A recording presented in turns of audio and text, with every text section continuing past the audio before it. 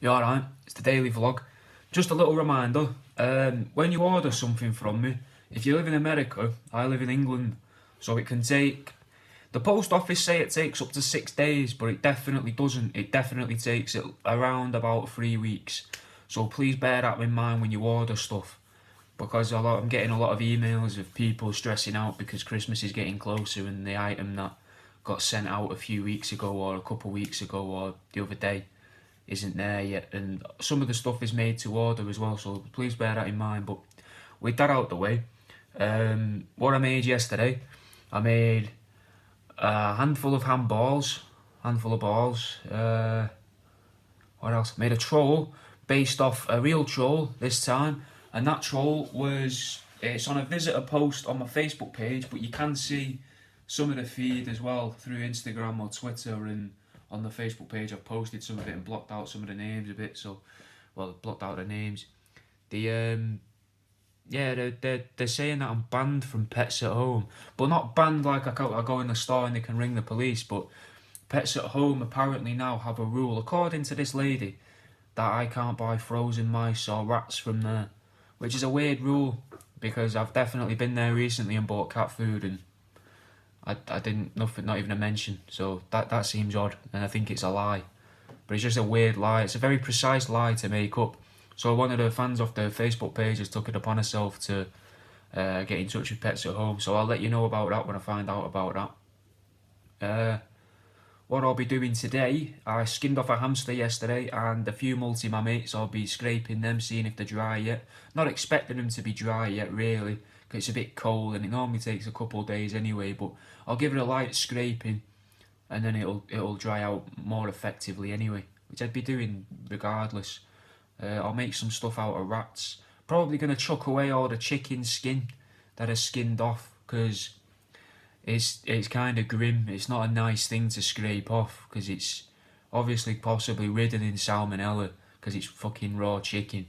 It'll be out of date now anyway, but it goes into like a paper when you've actually made it, but it's just fucking grim meat. It's when you scrape it, it doesn't scrape off like the rats do, or even the day-old chicks. It's not got that formed bit of meat, and I think that's because it's all been taken off the bone, and it's just, well, even when it's not off the bone, it might just be the way it's hung or something, I don't know, but it's like gloop, and you touch it and it feels hanging, and you can remember the sensations on your fingers like hours later, even if you've scrubbed them with a fucking nail brush and salt.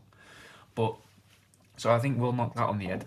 Salmonella will be at the market. Don't know if people will buy them. Very much doubt it. Might not even take them to the market. Just keep them on the website. It doesn't have to be Christmassy then, does it? If it's salmonella, it's not specifically Christmas.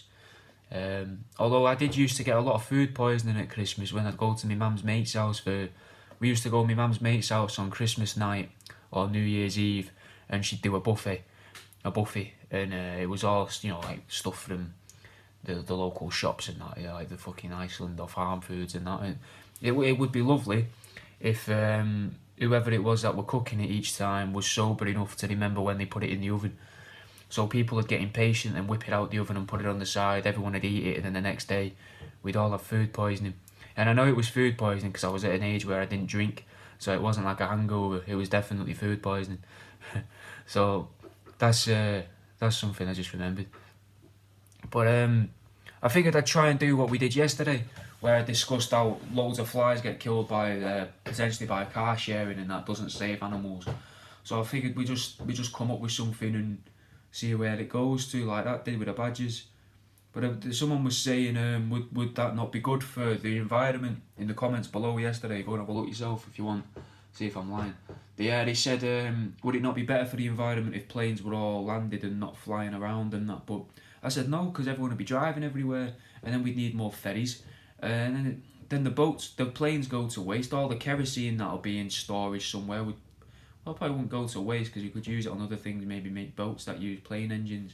Why don't we do that? Why don't we have boats with jet engines in? Would they not be faster and more efficient?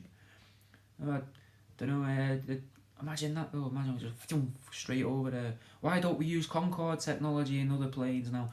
Why did that stop? Why don't we do that? I'd like to know that. I might look into that later. But it's just just a thought, you know.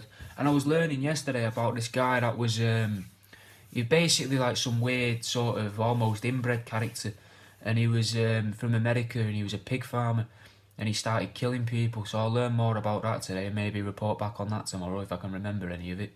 Because I listen to it while I'm working, so I might get distracted by the rats and that. But I like listening to stuff like that at the minute, learning about like serial killers and that. It's just interesting, isn't it? Like fucking people are mental. So, but I don't know. I don't really know about the planes, if that would be better for the environment. But surely it's just, why don't we just build bridges everywhere? I mean, I know that'd be difficult, but we've built a tunnel from England to France under the sea, so why can't we just have them everywhere? Like going from here to Greenland and Greenland to Canada and Canada, well, you just drive through Canada to America and then put trains through all these tunnels and another tunnel above for motorways and that, but then you'd get nutters, I guess, trying to fucking sink them or fucking blow them up. But it'd be fucking... Imagine how cool that'd be, man, fucking going through the deep sea, you've got your headlights of your car, you're flashing them like that, like a fucking dogger in a car park, and you just see some octopus fucking squiggle past you. Be fucking well nice. Right. Do you reckon you'd get doggers in the tunnels, in the Channel tunnels? Do we get doggers? They go in there and they're like, oh, you know, probably the safest place for them, innit, really? Probably a good place to do drug deals as well, and sell guns and shit, do anything illegal. Is there cameras in the Channel tunnel when you're on them trains and that, and you park your car? Ferries and all, mate. I bet a lot of dodgy shit happens on ferries, in the car park of a ferry. You just, you know, you walk back down there, no one's really going to be about, apart from maybe if you've left your nan asleep in the car or something. Seems like the place. This isn't like saying, oh, if you need to do something dodgy, go and do that. I'm not giving you advice. I've never done it before. It'd probably be a stupid idea. It's probably riddled with cameras. But the Channel tunnel probably isn't, though. Just as a thought. Yeah. Anyway, I don't really know what else to say. I didn't really have anything planned, and I've got to get stuff ready for the market. I'll post a picture later on in a little video of what the exhibition's looking like at the clay factory. That's happening, the opening for that is the 13th of December. So if you're in Ivy Bridge or Plymouth or nearby and fancy, you know, a little couple hours out on Friday evening, if you've not got like a Christmas do to go to, or you're fucking sick of Christmas things, or you just want an hour out of the house, come and have a look. But yeah, I'll see you in a bit.